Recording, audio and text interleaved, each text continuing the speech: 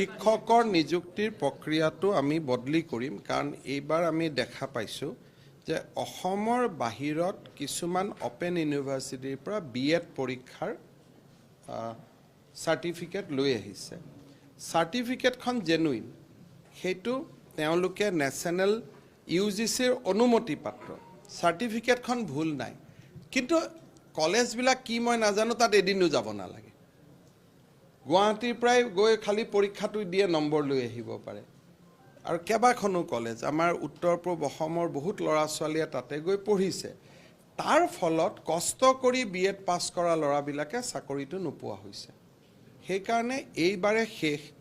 ইয়াৰ পিছত আমি শিক্ষকৰ চাকৰিৰ ক্ষেত্ৰত আমি এটা নতুন নিয়ম কৰিম বেসিক্যালি টেট পাছ কৰিব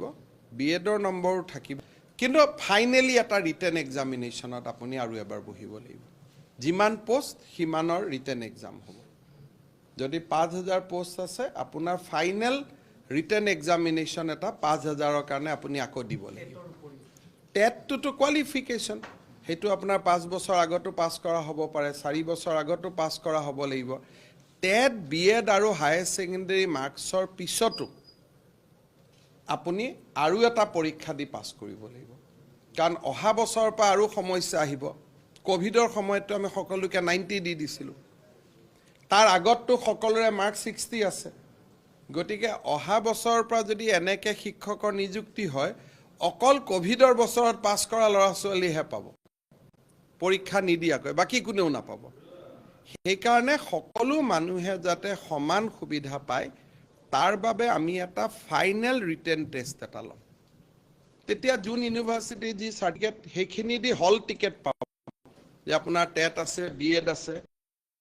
হলত টিকেট পাব সোমাব কিন্তু পৰীক্ষা এটা ৰিটেন আকৌ এবাৰ দিব লাগিব আৰু যেটো ৰিটেন সাময়িক ব্যৱস্থাৰ ওপৰত হ'ব তেতিয়া আপুনি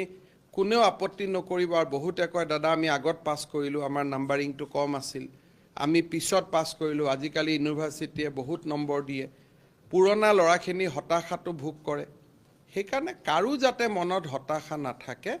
আমি অহা বছৰৰ পৰা এটা ফাইনেল এক্সামিনেশ্যন লম হি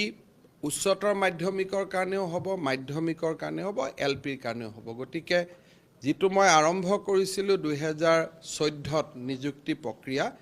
সেইটো প্ৰক্ৰিয়া এইবাৰ এটা পৰিৱৰ্তনৰ ফালে যাব সমসাময়িক পৰিবেশৰ লগত খাপ খুৱাই মানে ডিস্ট্ৰিক্ট চেঞ্জটো এনেকৈ হয় এতিয়া মেৰিটখন ডিস্ট্ৰিক্ট ওয়াইজ হয় যদি তেওঁ ডিস্ট্ৰিক্ট চেঞ্জ কৰিব খোজে সেইখন ডিস্ট্ৰিক্টৰ মেৰিট লিষ্টত তেওঁ নাপায়গৈ সেইকাৰণে এইবাৰ আমি ডিস্ট্ৰিক্ট ওয়াইজ সিলেকশন নকৰো আমি এটা পৰীক্ষা পাতি দিম এটা পৰীক্ষাত ৰিটেনত জুনে পাছ কৰে কৰিব তাৰ পিছত আমি ছোৱালীক নিজৰ ঘৰতে দি দিলো আমি দিব্যাংগক নিজৰ ঘৰতে দি দিলো পোষ্ট নাথাকিলে কাখৰখনত দিলো যিবিলাক দাবী আছে তেতিয়া আমি পূৰণ কৰিব পাৰিম যদি এটা ৰিটেন টেষ্টত পাছ কৰে ধৰক এটা গ্ৰেড 4-3 যেটো এটা ৰিটেন টেষ্টত পাছ কৰিছে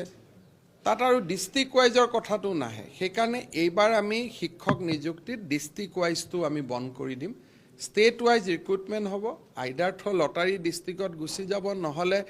দিব্যাংগখিনি নিজৰ জিলাত মহিলাখিনি নিজৰ জিলা নহলে কাখৰ জিলা পুৰুষখিনি অলপমান আখে পাখে গতিকে এই কথাবিলাক কৰিব পাৰি যেতিয়া স্টেট ওয়াইড ৰিক্ৰুটমেন্ট হয় এতিয়া আমাৰ ৰিক্ৰুটমেন্টটো ডিস্ট্ৰিক্ট ওয়াইজ হৈ আছে গতিকে ধুবুৰীত নিযুক্তি পাব মাৰ্কস লাগে 32 গুৱাহাটীত মাৰ্কস পাব নিযুক্তি পাব মাৰ্কস লাগে 80 তাৰ পিছত 32ৰ ছোৱালীজনী 80ত আহিব খোজে তেলা 87 86 85 তেওঁলোকক আপুনি কি উত্তৰ দিব এটা কয় মই ধুবুৰী চৰত আছো স্যাৰ মোক গুৱাহাটীত লৈ আহক কিন্তু গুৱাহাটীত আনিবৰ কাৰণে তেওঁৰ নম্বৰটো আৰু ধুবুৰী নম্বৰৰ মাজত 50 নম্বৰৰ ডিফাৰেন্স আছে মাজত কমসে কম 50,000 শিক্ষক সোমাই আছে আনিব নোৱাৰে সেইকাৰণে এইবাৰ আমি চাকৰিটো ৰাজ্যিক ভিত্তিত দিম যাতে চৰকাৰে কিছুমান ডিসক্ৰিপশন ব্যৱহাৰ কৰিব পাৰে যে দিব্যাংগক ইয়াত দিলো ছোৱালীখিনিক ইয়াত দিলো ল'ৰাক ইয়াত দিলো